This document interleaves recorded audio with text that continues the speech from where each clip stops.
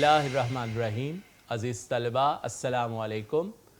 आपको aspire college की online pre classes में एक दफ़ा फिर खुशामदीद कहा जाता है।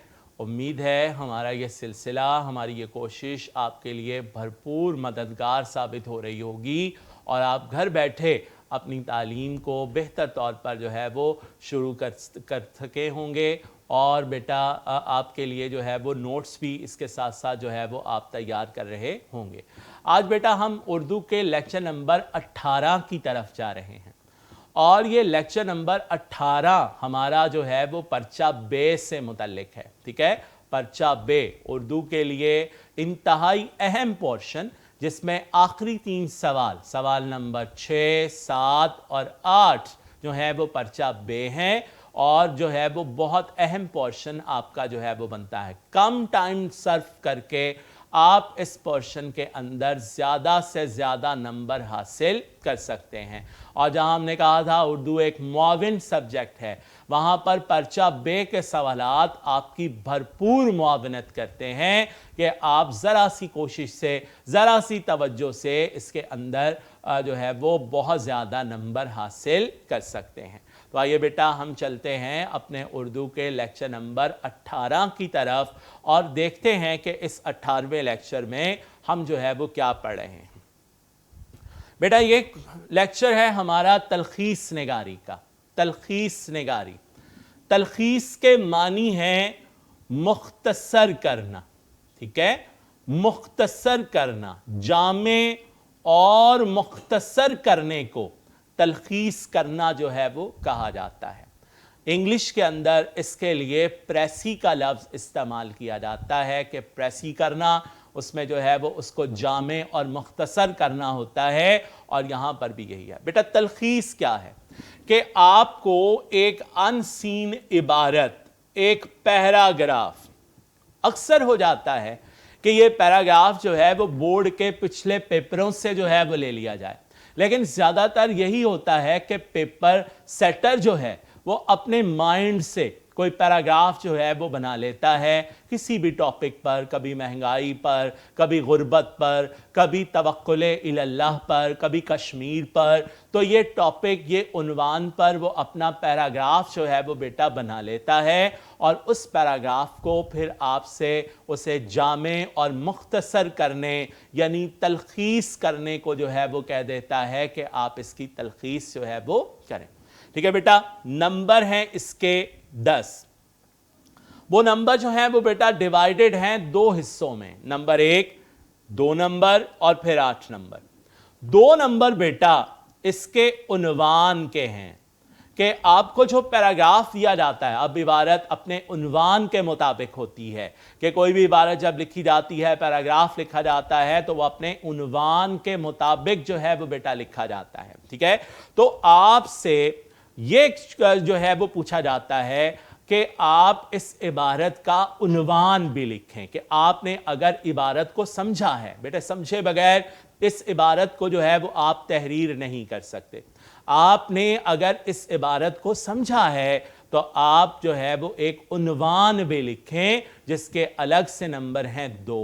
और अगर आपने उन्वान नहीं लिखा तो फिर जो है वो आप उसमें से 2 नंबर हासिल नहीं कर सकते। लिहाजा बेटा आपने उन्वान उसका जो है वो चूज़ करना है अपने ज़हन के मुताबिक। इसके बाद बाकी जो इबारत आप तलखीस करेंगे, जो प्रेसी करेंगे, जो जामे और मुख्तसर करेंगे आप उस इबारत को, तो उसे जो है वो हम जो है वो उसके 8 नंबर हैं। आप जामे और मुख्तसर आपने कितना करना है? 1/3। ठीक है, 1/3 उसको जो है वो आपने करना है। चॉइस कोई नहीं होगी, एक ही इबारत होगी और उसी को आपने अटेम्प्ट करना है। एक ही पैराग्राफ होगा और उस पैराग्राफ को आपने जो है वो अटेम्प्ट करना है। इसके अंदर आपको कोई चॉइस जो है वो दी नहीं जाएगी। इसके लिए आपके पास जो वक्त है वो बेटा 20 मिनट है। आपने इसके लिए 20 मिनट लगाने हैं। मैं पिछले सवालों में भी आपको बताता चला जा रहा हूं कि 2 घंटे 40 मिनट के इंशाइया पेपर में आपने इस सवाल के लिए 20 मिनट मुकर्रर करने हैं और 20 मिनटों के अंदर आपने जो है वो इसे करना है। मवाद 3 से 4 सतूर में आपने जो है वो 10 मार्क्स इसके अंदर जो है वो बेटा आपने हासिल करने हैं। और आपको अब समझ आ गया होगा कि आपने इसको कितनी तवज्जो से करना है कि 3-4 लाइनों में 10 नंबर किस तरह से आपने जो है वो हासिल करने हैं। मुझे उम्मीद है कि अगर आप पूरी तवज्जो से ये लेक्चर सुनेंगे और फिर प्रैक्टिस करेंगे तो यकीनन आप इस काबिल हो जाएंगे कि आप बोर्ड में इस सवाल में से मैक्सिमम मार्क्स जो है वो हासिल कर लें। मैं अक्सर बच्चों को कहता हूँ कि ये सवाल जो है ये मैथमेटिकल क्वेश्चन है कि जिस तरह मैथ में आपने पूरा सवाल बिल्कुल सही अटेम्प्ट किया तो आपको उसमें से पूरे नंबर मिल जाते हैं, बिल्कुल इसी तरह आपको इस सवाल में से भी पूरे मार्क्स मिल सकते हैं। ठीक है बेटा, अब आइए कि हम चलते हैं कि तलखीस जो है वो उसको इबारत को जो है वो क्या है, उसके मानी क्या है, उसकी अहम बातें। मैंने आपको अभी बताया इबारत को मुख्तसर, जामे और मुख्तसर करना, ठीक है, जामे और मुख्तसर करना, इसे तलखीस निगारी जो है वो कहा जाता है। अब बेटा इसमें सबसे पहला अहम बात जिसको हमने मद्देनज़र रखना है वो बात है कि इबारत को एक तिहाई करना, एक तिहाई।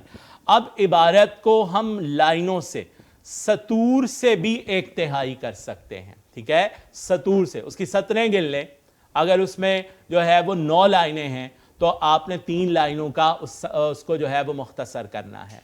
अगर उसको जो है वो उसके अंदर और ज़्यादा हैं तो आपने उसे उतनी सतूर से 1/3 कर लेना है। इस तरह आपने जो है वो उसे मुकम्मल करना है कि एक तिहाई जो है वो आपने उसे करना है। दूसरा है इबारत को समझने के लिए 2 से 3 मरतबा पढ़ें, उसे पढ़ें, क्योंकि इबारत को समझकर आपने उसका जो है वो उन्वान तहरीर करना है। अगर आप उसका उन्वान ठीक ना लिख सके तो आपको पता है कि आप 2 नंबर उसमें से नहीं ले सकेंगे जो उन्वान के अलग से हैं। और इसके अलावा जब आपने उसे मुख्तसर और जामे करना है, उसके अहम पॉइंट्स निकालने हैं, तो उसके लिए आपको उस इबारत को 2 से 3 मरतबा पढ़ना पड़ेगा ताकि आप बड़े अच्छे तरीके से उसके पॉइंट अहम जो हैं वो निकाल लें। ठीक है बेटा, नेक्स्ट वन है, तीसरी बात है अहम बातों के नीचे लाइन लगाना। मैं अभी आपको बताऊंगा कि किस तरह आपने जो है वो उसे करना है। जैसे मैंने जो है वो एक पैराग्राफ यहाँ पर जो है वो लिखा है, अब मैं आपको बता देता हूं कि आपने इसको 1/3 जो है वो कैसे करना है। सबसे पहले तो आपने इसकी लाइनें जो हैं वो बेटे गिन लें। 3 लाइनें हैं, एक लाइन में आपने उसे जो है वो मुख्तसर कर देना है, लेकिन ये 3 लाइनें चूंकि पेपर की लिखी हुई हैं, आपके हाथ की लिखी हुई नहीं है, तो लिहाजा इसलिए इसमें से हमें गलती हो सकती है। तो फिर हम क्या करते हैं बेटा, उसे एक्यूरेट 1/3 करने के लिए हम इसके पूरे लफ्ज़ जो है, एक एक लफ्ज़ जो है वो गिन लेते हैं। इसमें के, को, का ऐसे अल्फाज को भी गिनती की तादाद में शामिल किया जाता है। जब हम उसके लफ्ज़ जो है वो गिन लेते हैं तो फ़र्ज़ करें हमारे पास लफ्ज़ आए हैं 150, जब उसे हम 3 पे डिवाइड करेंगे तो जवाब आएगा 50। तो आपने अपनी इस इबारत को 50 अल्फाज तक जो है वो मुख्तसर करना है। अब क्या है बेटा, अहम बातों को अंडरलाइन कर लें। जैसे आपको लग रहा है माहौलियाती आलूदगी में इजाफा हो रहा है, इसे अंडरलाइन कर लें। आलूदगी मुसलसल तरक्की में सबसे बड़ी रुकावट है, इसे अंडरलाइन कर लें। लिहाजा इसके बाद कारखानों के धुएं से पैदा होती है मुख्तलिफ बीमारियां हैं, ये बातें आपने अंडरलाइन कर ली। ठीक है, अंडरलाइन कर लेनी है आपने ये सारी की सारी अहम बातें जो कि आपको अहम बातें जो हैं वो लग रही हैं। चौथा है तरतीब का ख्याल रखना कि अब जब आप उसे मुख्तसर करेंगे तो तरतीब जो वाक़यात की उसमें दी गई है वो सेम होनी चाहिए। ये ना हो कि आप पहले बाद वाली बात लिख दें और फिर पहले वाली बात लिखें, इससे आपके नंबर कटने के जो है वो चांसेस हैं। लिहाजा आपने पैराग्राफ के अंदर वाक़यात की तरतीब को बिल्कुल वही रखना है कि जो उस पैराग्राफ में उस इबारत के अंदर आपको जो है वो दिया गया है। अगर आप तरतीब इधर उधर करेंगे तो लाजमी आपके मार्क्स जो हैं वो कट जाएंगे। ठीक है, तलफ़्फ़ुज़ और रमूज़े औक़ाफ़ की गलतियाँ کہ رموز اوقاف کی تلفظ اگر کسی لفظ پہ پیش پڑی ہے اس پہ اوپر 2 زبریں ہیں تو آپ نے وہ ضرور لگانی ہے. اگر رموز اوقاف ہیں, کہیں کوما استعمال ہوا ہے, کہیں جو ہے وہ فل سٹاپ استعمال ہوا ہے, تو آپ نے اس کے بھی خیال رکھنا ہے کہ جس طرح وہ استعمال ہوئے ہیں آپ نے بالکل اسی طرح اسے جو ہے وہ کرنا ہے. ٹھیک ہے.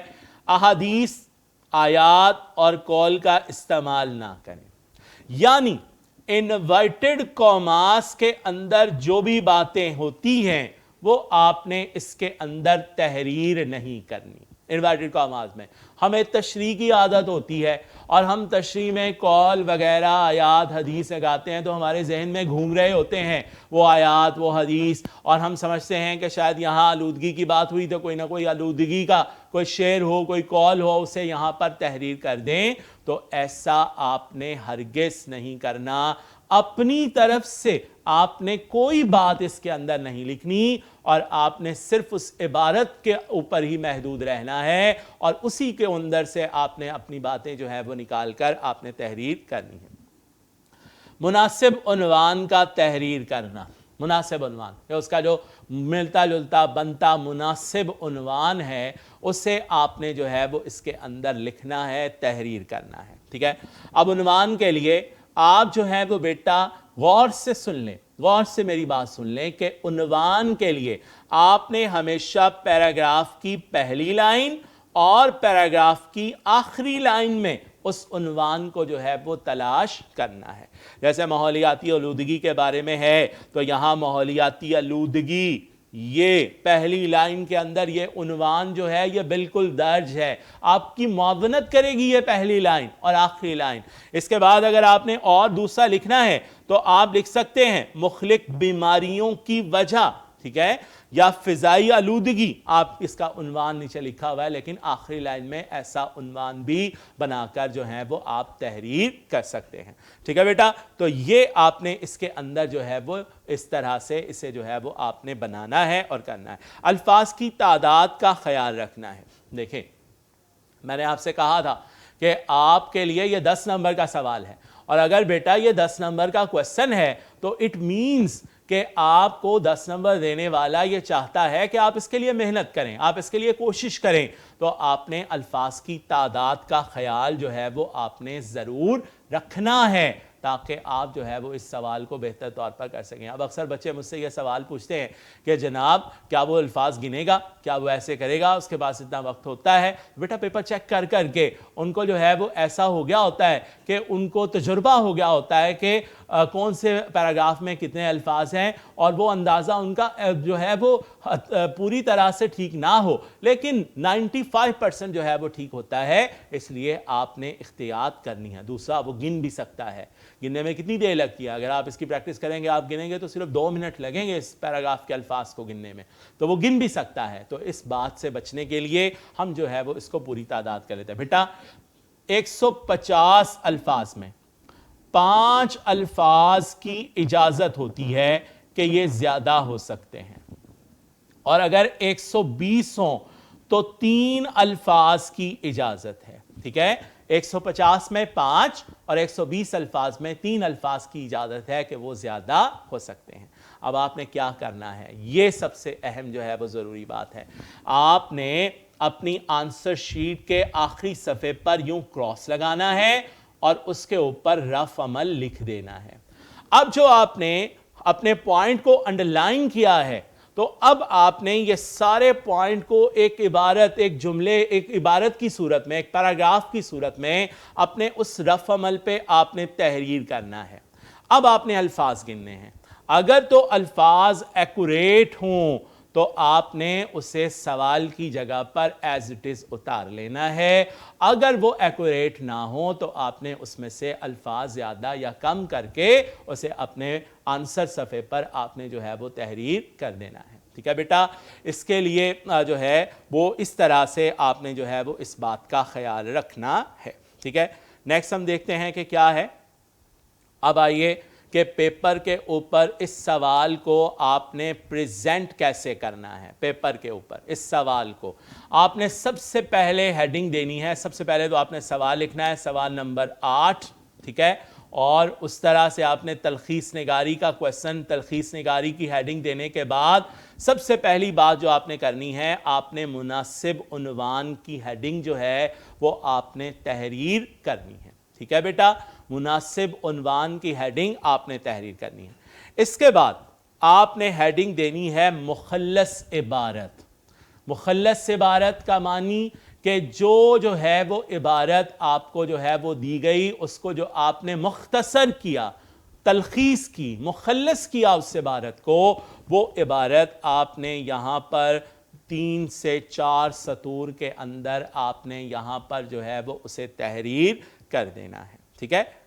اس کے بعد کیا ہے, آپ نے متبادل عنوان لکھنا ہے. ایک عنوان پر اکتفا نہیں کرنا, کیونکہ عنوان کے ہیں 2 نمبر.